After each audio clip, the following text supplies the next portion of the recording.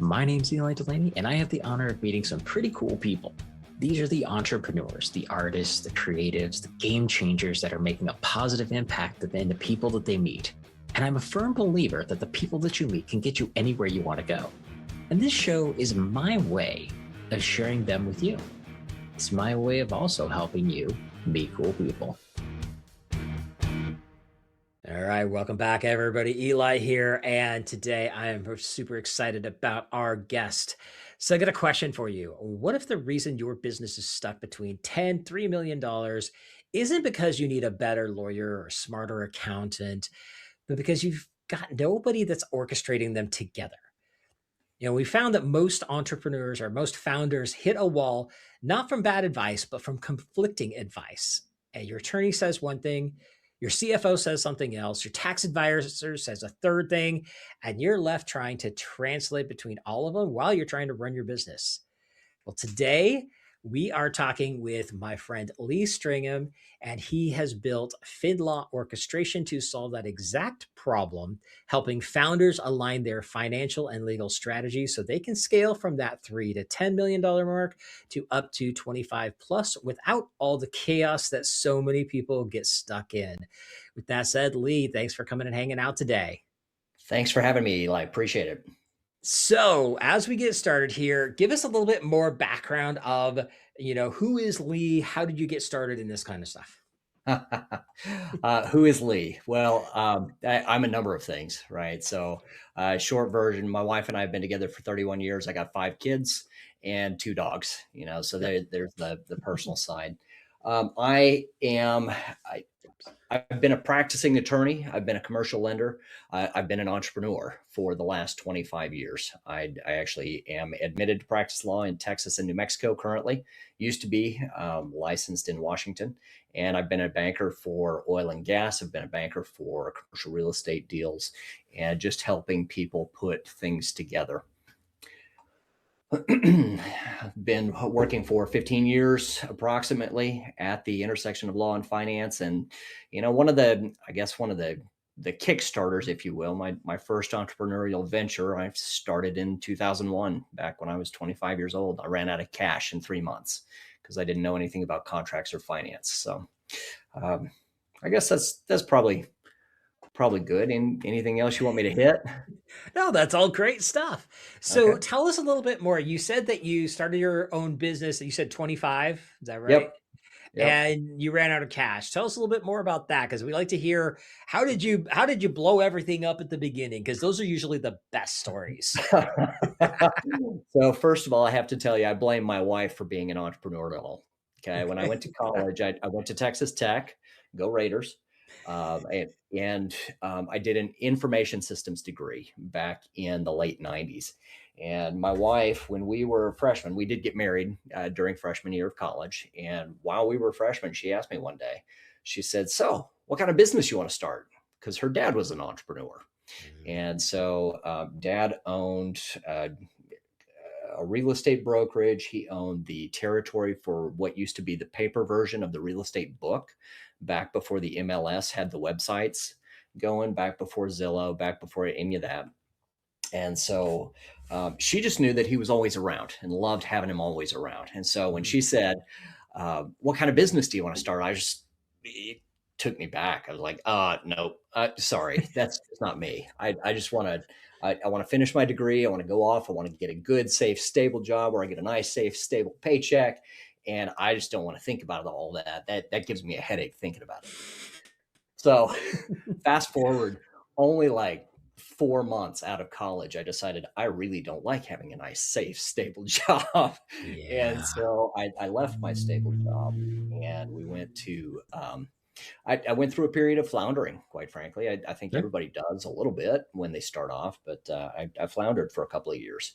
And I landed in the Carpenters Union up in the Boston area. And while I was with Carpenters Union, I was fortunate enough to work with a Finnish carpentry company. We hung doors and cabinets, countertops. We ran trim in schools and hospitals there in the Boston area.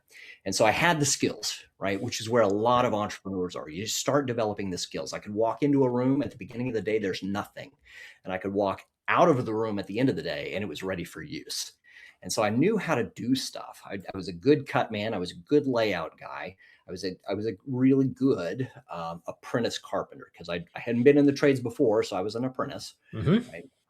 But we moved from the Boston area down to the Southwest. Our families are still in the Albuquerque area, and we wanted to be closer to home, but not so close that you didn't have to call before you came to visit. Right. And so we moved to Colorado Springs. And if you know anything about Colorado or New Mexico or Texas in general, they're not really big union areas. So I went to work for an Intel job site. And then while I was at Intel, they had us working 60 hours a week. It was 6 10s. And because Intel is a gas plant at its core, the carpenters are only support staff. So of that 60 hours I'm supposed to be on site, I'm only working for 15. And we work when the pipe fitter calls up and says, "Hey, you want to come do this for us? Hey, we need you to come pour a pad over here. Hey, we need you to form this up over here." And so at 15 hours a week, while I'm there for 60, I'm just going nuts. I like efficiency, and I did not care for that level of inefficiency. So I came home one day and I said, "Okay, let's go start a company." And so I filed the paperwork with the Secretary of State. I did some research on LLCs and I started up this company. But because I had gone to carpentry school, I owed the Carpenters Union. If I was going to leave the Carpenters Union, I owed them money if I didn't become a union contractor when I went out on my own. Okay. So anyway, 3 months into that, I was good, but I wasn't fast enough to make a living. And It makes sense. The cash flow runway that I needed to start a construction company and do it well just wasn't where I was. Right. I understand that. You and I have talked in the past about my rock and roll business. I had the same thing, and we had union stuff going on, and that's where it was like, yeah, no, definitely did not want to be part of the union. It's got its purposes in certain areas, but for the way it worked in that aspect, the story you just told is very similar to what I experienced as well. So I get it. So you went through that, and you've then gone through the transition of you went through the banking side and you went through the point of becoming an attorney, which is really, it's like, okay, you got these two different pieces. What was it that made you decide you wanted to get into either of those, like whichever one you want to start with, which is like, how did you decide, okay, here's where we want to go into this? Sure. So the reason I went into finance is because I read a book called Rich Dad Poor Dad, and Kiyosaki started talking about if you want to get good at running your own company, you got to learn to sell. So after I cratered with the finished carpentry company, I talked my way into a job as a commercial estimator for a commercial contractor there in the Colorado Springs area. And after doing that for about a year, my wife and I, during that time, had picked up a couple of properties on sandwich lease options, a total 8-night sounding deal, and it is. But I met a guy at the church that we were going to who just, I think he was fascinated with us, quite frankly. He's probably 20 years my senior. And so I would tell him about some of the goofy stuff we were doing. Because in addition to the 2 properties, we started up a little vending company. I got involved in a multi-level marketing. Kiyosaki's big on MLMs, and part of this one was to get my 6 and 63 licenses and my life insurance license. And it's still learning about finance. And one day I came home and I told my wife, I said, we've picked up these 2 residential properties. I think I'm ready for commercial. That was one of the first big fights. She says, "Oh, what?" But we're driving around downtown Colorado Springs one day, and I see this broker sign up on the board, up on the side of a building. And so I just called it. I said, "Hi, my name's Lee. I see your building down here, and I'd like some information on it." And the broker says, "Oh, you want me to send you a pro forma?" I said, "A pro forma? That sounds great." I didn't have a clue what a pro forma was, but after he sent it over, I thought, crud, Now what do I do with this? But I thought about John saying one time when he and I were visiting about all this goofy stuff, he told me, he said, if you ever need anything, holler at me. I know a little bit about stuff. Okay. I went on to work with him for about 3.5 years, and he knew more than just a little bit about a whole lot of stuff. But I called him up and I said, hey, John, you remember when you said you might be willing to help me out if I ever needed anything? He says, yeah, what do you want? He's kind of gruff. I said, well, I'm looking at this building and I don't know how to analyze it. And he softened at that point. And so he starts asking me for documents. He says, so do you have this? Do you have this? Do you have this? No, sir. No. I mean, I'm just feeling smaller by the minute, right? And finally he says, well, what do you have? And I tell you, I have to throw in here that I really felt like he was asking, what do you have, stupid? Because there are a whole lot of points in here where I felt like I was about that big, right? You're yeah. just, sometimes mentors can do that to us. Yeah, they can. Yeah. So he says, what do you have, stupid? And I said, well, I've got this pro forma that the broker sent me. And he says, okay, take this number, do this, take this number, do this, take this number, do this, mix and match and multiply them. This is what I'd offer. Okay, starting with the net operating income, working through an LTV and a DSC to come out with the overall purchase price. And I just thought, that is the coolest thing I've ever seen in my life. And I told my wife when we got done, I said, I got to know more about what this guy knows. And so I sat in his office a month later and I said, I don't know what you're willing to do. I said, I'm not looking for a job. I don't expect you to hire me, but please let me do your grunt work for you. Mm-hmm. I want to know what you know. He says, I don't really know what to do with that at the moment. All of my assets are up in Washington State. Okay. So we sat and we talked for a minute. Well, about an hour. And finally says, I tell you what you can do for me. He says, go find sub and non-performing commercial real estate mortgages available for sale on the secondary debt market. Okay. How do I do that? You're like, okay, what are those and how do I get that stuff? Exactly. So in another blow off kid kind of moment, he says, I don't know, go look online, go call banks, do stuff. Okay.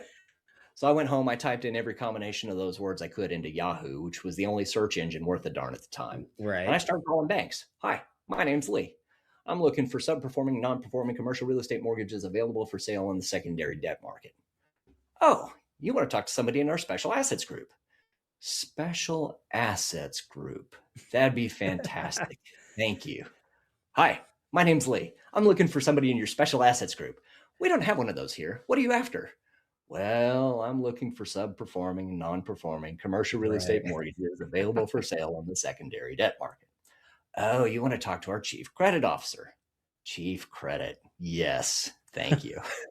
Just going through this stupid process. So I did that with him for about 6 months and we found so the other thing that happened was I'd sit down with him every week to review things that I was finding. Right. And he told me it must've been 100 times.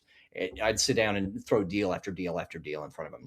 Nope. Remember, we're looking for paper, not property. Paper, not property. Paper, not property. What does it even mean to buy cash flow? Okay. And if you don't have a finance background, you don't know. If you do have a finance background, you understand it perfectly. Right. But I didn't have a finance background. Anyway, we bid on, 4 or 5 packages, and we were bidding 86 cents on the dollar. Insurance companies were snapping them up at $1.05 at the auctions because they had money that they needed to place. And so we didn't get anything. I'm getting more and more despondent as we're going along because he had told me that I'm not going to make you work for free. I'll give you 25% of whatever I make on a deal. And he used to get a 1% origination fee with his investors and banks. Mm-hmm. So, a $13 million loan pool, $130,000 check to him, 35 to me. I'm 25, 26, 27 years old. That sounds pretty good. Yeah, not a bad deal. I'm also not working at this point. I'm doing this full time. And so I've sold out at this point. This is what I want to know. This is the finance that I want to do, right? This is the job that I want to do. And so we're just running out of cash. My wife and I have two small children, not quite one, and just turned 3. And I come home from a trip that he sent me on to go analyze assets in Texas, actually from Colorado, looking at gas station notes. And he calls me up and he says, "Hey, are you at home?" I said, "No, but we will be shortly." And you have to understand, financially, we were 2 months behind on credit card bills. Right. And we were about to be out of our apartment. I didn't have money for rent next month. Right. And I think we've all hit that once in our life. You know? Yeah. It's a little painful, isn't it? Yeah. So at that point, he sits in my living room an hour later and he says, "I want you to think about moving up to Washington State to go manage the marketing for my 350-acre commercial land development." And my wife and I just laughed. I mean, it could not have worked out any better, right? So 3 weeks later, I move up to Vancouver, Washington, just on the north side of the Portland metro area. Yep. I know it well. I know you've got connections there. Yep. And so for the next 2 years, I'm meeting with accountants, attorneys, land use planners, engineers, city council, county commission, federal and state, ecology, environmental. I mean, just all kinds of people. I sat in city council meetings for 2 years, every 2 weeks for 2 years. And if you ever want to blow your brains out, that's a great way to do it. So after getting about half of that project under contract, the commercial market in Portland kind of soured. Mm-hmm. And so I was up there for 2 years. We did that. And he looks at me and he says, he says, "Why don't we bring you back down to Colorado?" He says, "For you to keep moving forward, you need a finance degree. And the University of Denver has a great finance program." He says, "Why don't we bring you down there? We'll keep bringing you back up here to work on the land development, but then you can go ahead and start working on your degree." Right. So we moved down to Denver, started into the finance program, worked with him for another year, going back and forth to Portland. And then he introduced me to a guy who was in what was at the time a $35 billion bank there in Denver. It's now like 150 plus. And he hired me on as a credit analyst for the second half of my program. I'd already been planning to go to law school after I finished up my master's. I didn't know I was going to do my master's. It was kind of a 5-year law school plan. And 4.5 years in, I finished my master's. And so I went straight from my master's program into law school, where I did all of the tax and banking law courses that I could take. So wow, that was kind of the run during that period. So I'll pause there. There's a lot going on there, and it's so funny because when people tell their stories, it's fun to watch the journey. And a lot of times people don't realize how much goes into it. I mean, even you look at entrepreneurship in general, and most of the people that you and I both work with entrepreneurs for our clients. Mm-hmm. There's so many people that when they even that point of, okay, how do I go from being a employee? And so many people, they don't think anything above that. And then everybody has their journey of like, okay, this is where I'm going. For me personally, it was a matter of I had a series of bosses and we all agreed I was unemployable. And it was time for me to find something better. So, nice. For mine was a lot faster in that aspect. I was, at 21, I didn't know what the word entrepreneur was, let alone spell it. And by 22, I was one and never looked back. Nice. So it's, never know how the stories go, but it's always interesting to hear people's stories because we all have that journey that takes us to that aha moment, which leads me to where my next piece is, my next question for you. What was the moment that crystallized what you do now with FinLaw Orchestration? Because you have such a great concept behind it. First off, explain a little bit about what FinLaw Orchestration is, and then tell us what was the aha moment that brought you to that. Okay. So I'm gonna fast forward through about the next 15 years. Okay. We spent an awful lot That's of a good time plan. in that 2 to 5, because Right. that 2 to 5 years was just monumental. Yeah. Okay. But over the next 15 years, I graduated law school, got licensed to practice, started up a law firm, um, bought a law firm, shut down a law firm because lots of different reasons. And then went back into banking as a commercial lender for the oil and gas industry. Had an opportunity because they needed anybody that could fog a mirror in the oil and gas banks. Oil was $115 a barrel. After doing that for a couple of years, collecting some money, collecting millions in land development deals, I went back out into practice. I started up another practice. I started up a commercial capital shop, and we funded, probably $20 million worth of commercial real estate deals. From there, I bought another practice, and then my partner, the gentleman that I purchased it from, died during COVID. And so at that point, I'm looking at what do I really want to do? And I was introduced to a couple of guys who were trying to kick off a 3D concrete printing company. And so I got an opportunity to raise some money and become a CFO for them.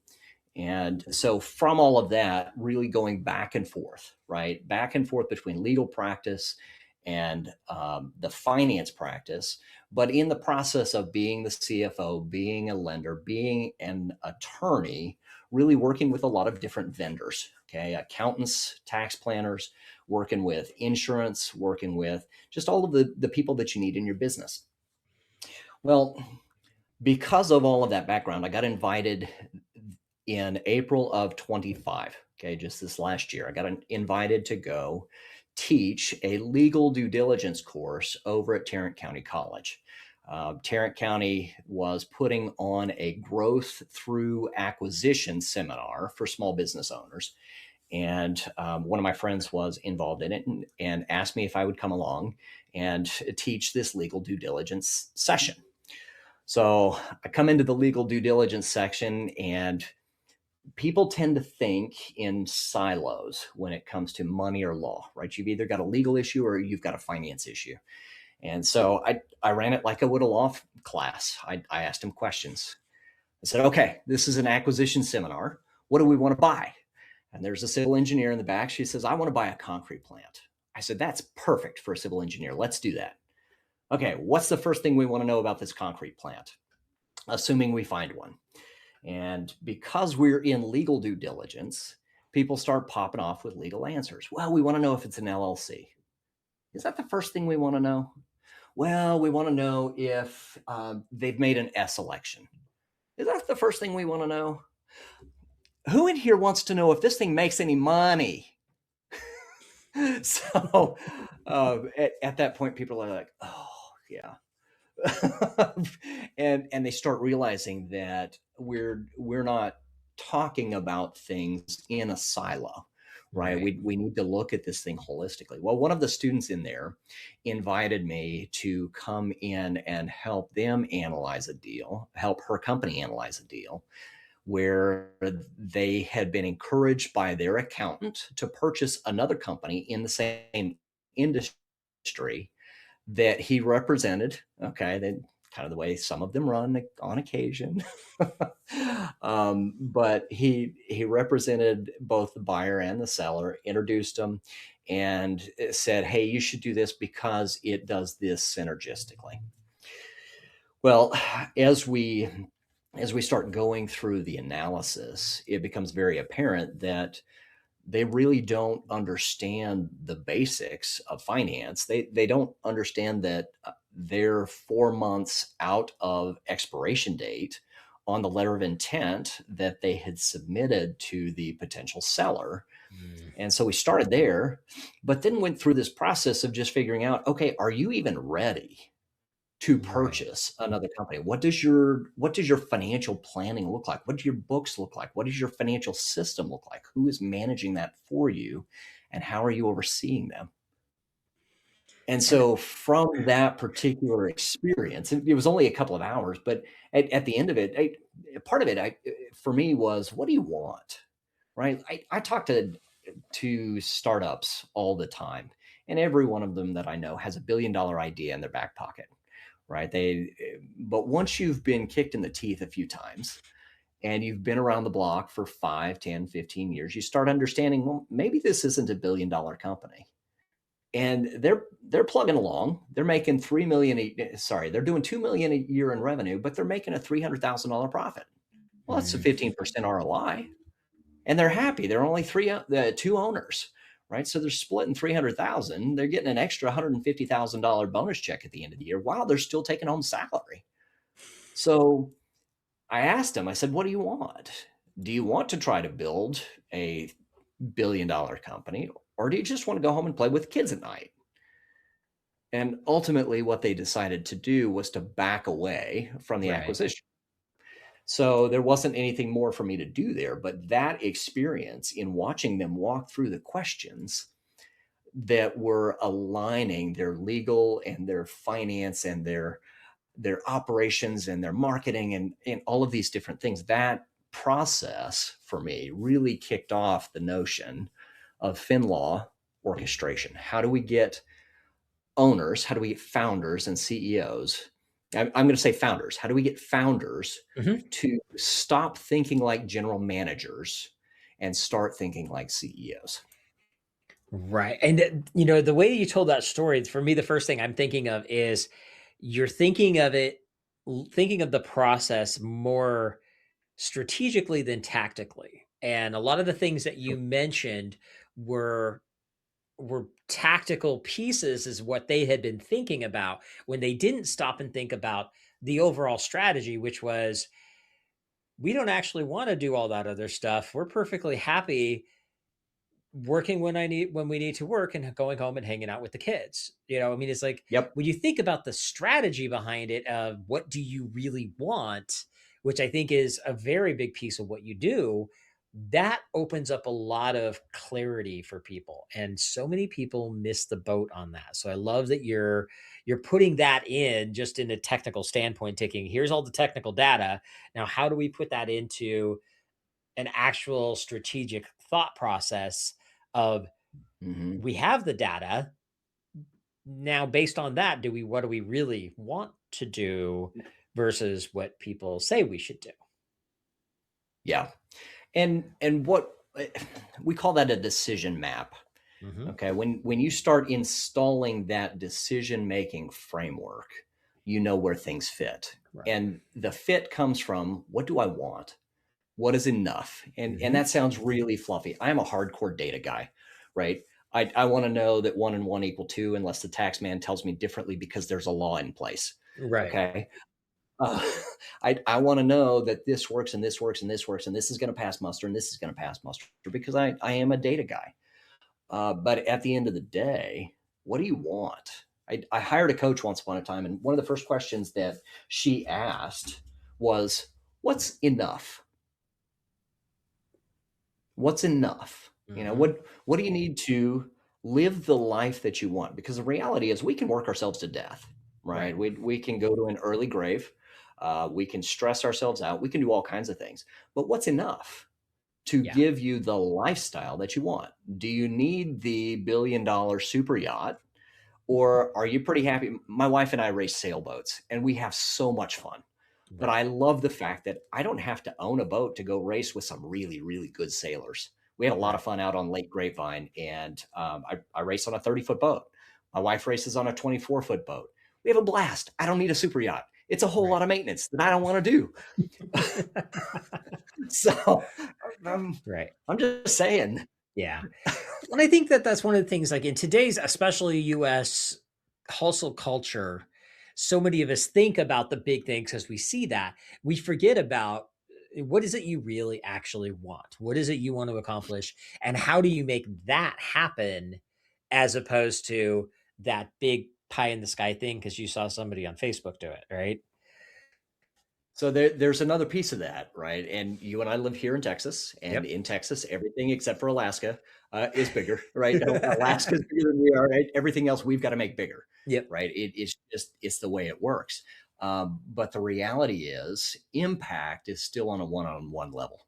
Yeah. And so if you want personal impact, keep it smaller. If you want profitability, you can still keep it smaller.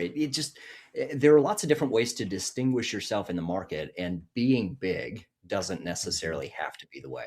Quite Right. frankly, there are a lot of headaches to being big. The FinLaw Orchestration program is about getting people capital ready, borrow, raise, acquire something. But the reality is, you bring that type of money in, and you start getting some handcuffs, right? You start Yeah. working with people that you kind of liked them when you started. You don't really like them when you finish. Uh, and now Right. you've got rules you got to operate by. Yeah. So No, I love that. Now that actually leads perfect into my next question because I've been wanting to ask you this. You've told a bunch of great stories with your history and everything, but what let's talk about the FinLaw calibration program because this is what you do. And like start with a little bit of this is exactly how you're helping people in your program. And I know you've got a 5 pillar process. What, go sure. into a little bit more detail on those as well. Sure. So there's a slight difference between the calibration program itself and what I would consider the FinLaw orchestration method. Okay, you alluded to the 5 pillars, and the 5 pillars of the FinLaw orchestration method are leadership, financial fluency, tax planning, law, and capital growth. Okay, when you start looking at each of those individual pillars, I find that there are a number of small businesses that, for whatever reason, are lacking those technical skills, and the financial, tax, and legal really don't have to be that hard, but when you know your widget, those just end up being scary for people. Okay, so the calibration program itself is a 90-day sprint. And that 90-day sprint is broken down into 3 months. Okay, the first month is really about what is your current reality? How do we map your current reality? And in my mind, you have to be able to map it in 2 minutes or less.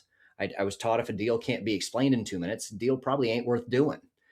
And so by looking at 4 things and very quickly deciding, okay, what are my revenue streams? What are the types and where do they come from? Are they one-off? Are they project-based? Are they hourly based?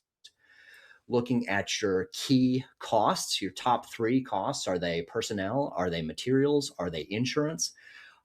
Looking at your key activities. There are probably 3 activities that are key to you staying successfully in business.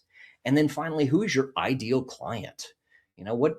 Put a name on them. Put a demographic profile. Put a geographic profile.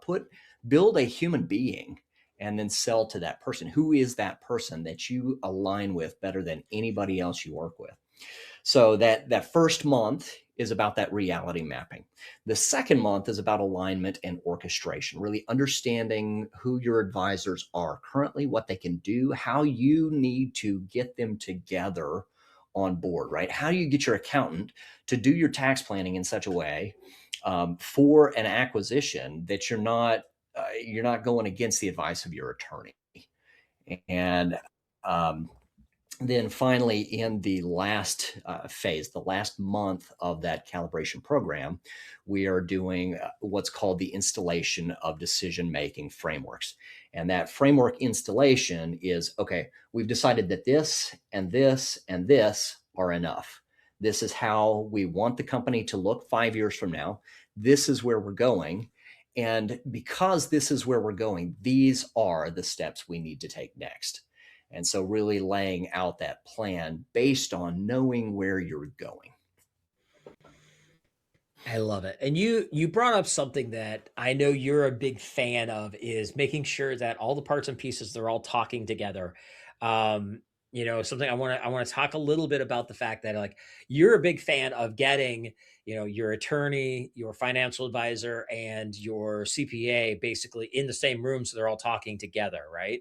Let's Yep. talk about that for a second because I've never heard anybody talk about that before and you've mentioned that in the past. I was like, okay, this is something I think is such a it seems like a simple, why don't we just think about doing this? But not enough people do it. So I'm going to tell you a story to illustrate this. Okay. I love stories. I come from a family of storytellers. My dad could talk for 45 minutes about the elk he didn't catch back in December. Okay. Dad's a bow hunter, so it's challenging anyway. And I know you love bow hunters. So, Yeah, they're an interesting crowd. yeah. So I was talking to a client, okay, and he'll be a client soon. He's already told me we're going to end up working together. We're just not there yet. We haven't started into the process. But I was talking to him recently, and he said, my attorney says that I need to go out and reorganize my entities because I'm currently paying too much in tax. I said, okay, tell me about that. And what kind of entities do you have? He said, all of mine are LLCs. I said, great. And what is your attorney telling you you need to organize them into? He said, well, she says I need to organize them all into C corporations so that I can take advantage of the tax. I said, okay, have you talked to your accountant? And do you know that an LLC, you can actually tax as a C corp, as an S corp, as a partnership, or as a sole proprietorship? He said, just by virtue of you asking me that question, I know you know more about this than I do. The reality is he didn't need to go through an expensive reorganization. Okay. When you start looking at trying to change an entity and move all of the assets from one entity into another entity, you're talking about money. Okay. And when you start doing that frequently, the reorganized company has taken on an awful lot of expense to go through that process. And in this particular case, there was no benefit. Okay. If he had talked to an accountant and an attorney at the same time, he could have gotten the sheet, checked the box, taxed it as an S corp, and gotten the tax savings that he was after. I mean, don't get me wrong. There are other tax pieces of a C corp. So I'm not giving tax advice in this podcast. Okay. I'm not advocating for one way or another in any general sense, but the general idea is that we can go through the process with both in the room and end up with a much better conversation.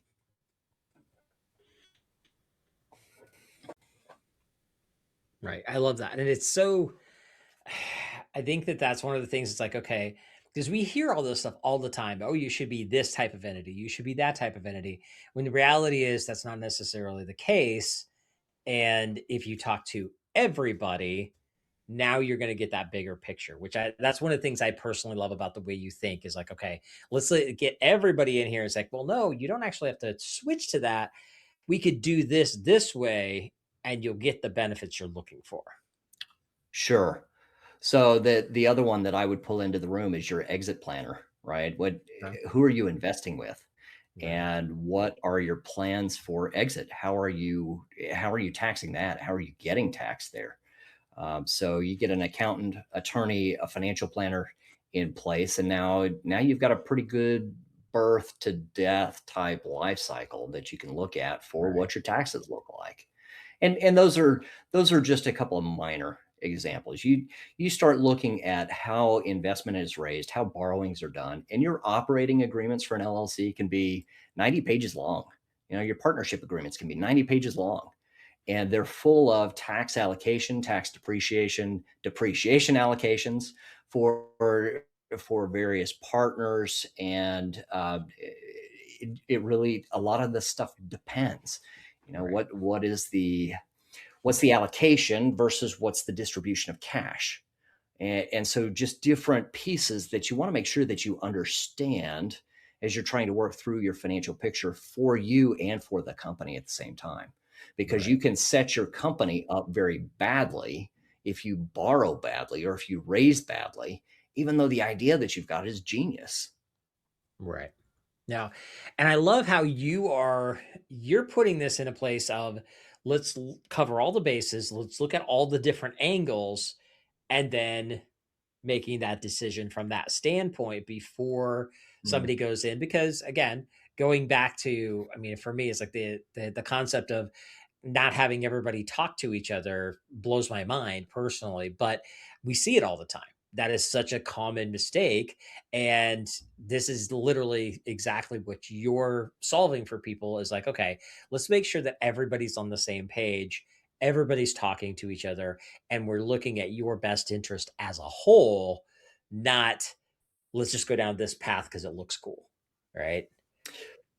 So probably the top offender, when you start looking at $3 to $10 million companies, the reason people don't do it is because it costs money. Yeah. You know, when I stopped practicing law, I was charging $4.50 an hour, and people don't want to talk to me at $4.50 an hour, right? They don't want to. They don't want to talk to an IP attorney at $1,000 an hour. They don't want to talk to a New York attorney at $1,500 an hour. Right. And so they decide to themselves, you know, I think I got this. If I just go onto Chat GPT and have it review my contract, then I'll be fine. Instead of shelling out, you know, sometimes it's a few $1,000s. Sometimes it's more than that. It depends on the size of the investment. Right. But shell it out on the front end to get the good advice from everybody, right? Pay for your accountant to sit in the room. Accountants will not tell you that they need to be there. Right. They, as a bunch, and I have some very, very dear accounting friends. Okay, but as a bunch, generally they're fairly reactive. They're taking Right. care of things in the past, and so they don't always reach out and say, "Hey, you know what, Eli? I need you to talk to me April 1st, July 1st, October 1st, and January 1st, so that I can keep you up to Mhm. date on how much income you've got, what we've got for you in expenses, and what your tax is going to look like come April 15th." Right. Frequently, what you get instead is a phone call on April 14th saying, "Okay, we're done. I need a check from you for $35,000 tomorrow." Right. I had one of those. My personal experience, I had one of those where literally I sat down in his office and said, okay, it's your job to make sure this happens once a quarter. I want to have a meeting with you. Yeah. I told him, I mean, I had no problem paying for it. And it never happened. And I was just like, okay, well, and obviously that was when I was like, yeah, we're not going to work with him anymore because of that. And it was like, it's to me, the communication, this happens across the board, but communication is such a powerful thing. And it's such a needed process and not enough people do it in like, from my standpoint, my business is all about communication with your prospects and your clients, but we need that with our vendors and the people that are working with us and the people that are invested in our businesses as well. Right. And so many people just don't take the time to do it right. So I love that you're putting this together and basically it's like, okay, this is what we're doing. And basically you're kind of like the circus handler. Make sure, yeah, I make sure, have 3 rings.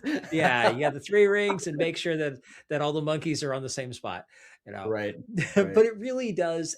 These are things that are such a critical piece, and we've all seen businesses that have done, they've been very successful, or at least they at least look like they're very successful, and then they've done a capital event like you're talking about, and they blow up. Mm. And I see the power of why so many people need to actually stop and think about this stuff. And obviously, I'm going to say they should probably have a chat with you Thank you. because, Thank you. yeah. Well, I mean, let's be real here. It's like if you're gonna make this kind of jump in your business and you're that serious, you're at that 5 million mark, and you want to take it to 20 million. You bring in the best of the best in order to say, okay, what am I missing here? And it's an outside perspective amongst all the other things we've already talked about, which I think Can is critical. can I give you a real quick cost benefit analysis? Uh, Absolutely. so if you're going to borrow $10 million, odds are good you're going to pay at least a 1% origination fee. Yep. Okay, so on 10 million, you're looking at 100,000 in just the origination fee on the loan. Right.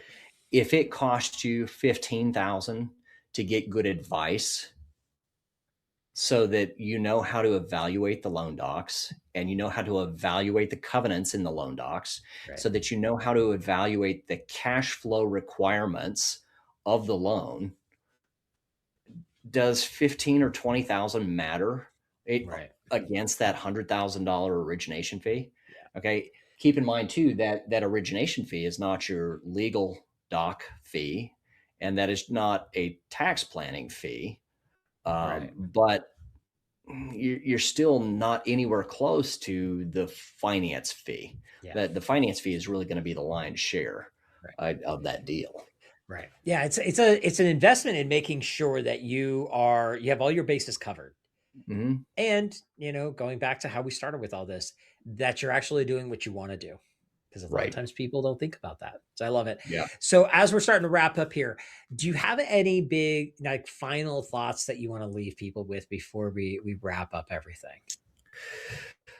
Oh, let me think about that one for a second, because there are so many things. Um, final thoughts. Final thoughts.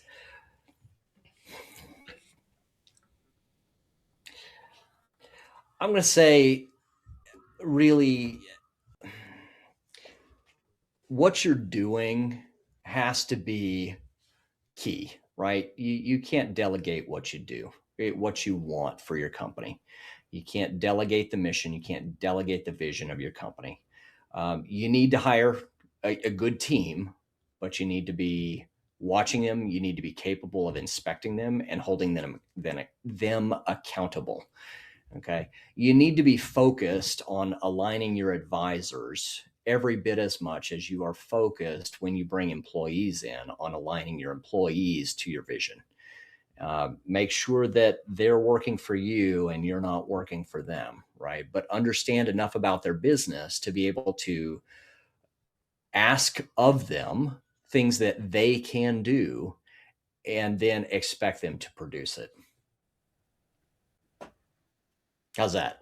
I think it's great. I think it's all critically important stuff. So Yeah. great final thoughts there.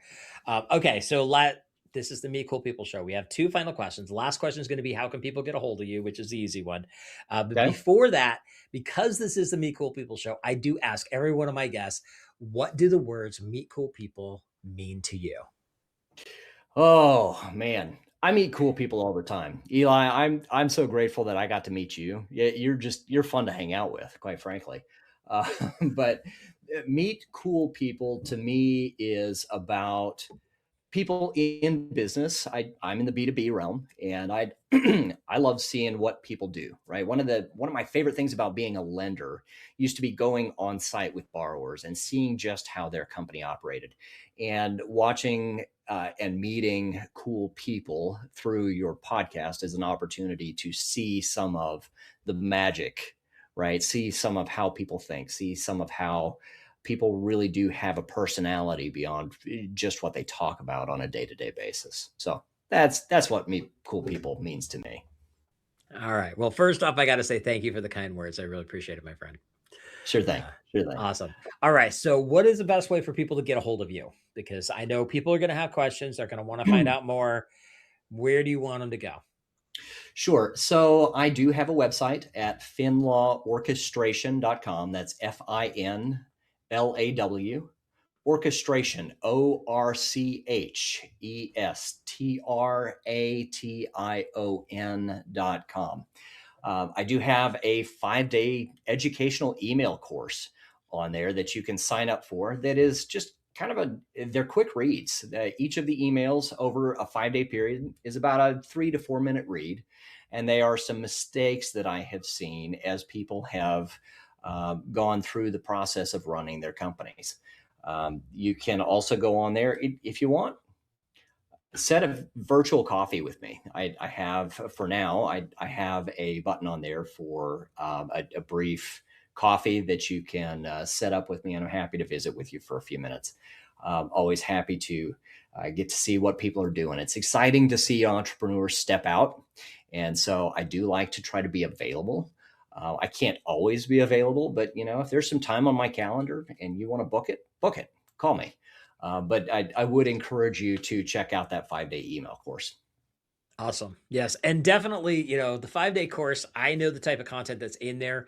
I'm a big fan of the here's all the mistakes you're making, and here's how you should be thinking about it differently. How you should, not make those mistakes, which I Yep. know that is a big piece of that particular program. So I highly recommend everybody check it out. So that is finlaworchestration.com. And of course, we will put all of that in the show notes. So with that, my friend, thank you so much for coming and hanging out today. This was a lot of fun. I got to hear even more story from your background and everything that I didn't know before, which is pretty cool. This has been a blast, and I appreciate you coming hanging out. Thanks for having me again. I always enjoy my conversations with you, Eli. I walk away completely inspired for the rest of the day. So appreciate Awesome. it. Thank you very much. All right. And everybody else out there, get out there. Have an amazing week. If there's anything I can do to help you out, reach out. Let me know. And that wraps up another Meet Cool People show. Now, if you like what you heard, be sure to give us a like, subscribe, or review so I can help introduce these amazing cool people to even more amazing cool people. And just remember, meeting cool people is just the beginning. You need to have a system in place to follow up with the amazing people that you meet. This is exactly what we do for our clients. Now, if you'd like to see if my team and I can help you, go to convertmoreclientsnow.com and check out the case study video to see exactly how we're helping our clients turn casual connections into cash clients for life. Again, go to convertmoreclientsnow.com and see how we can work together to turn you into a follow-up rock star.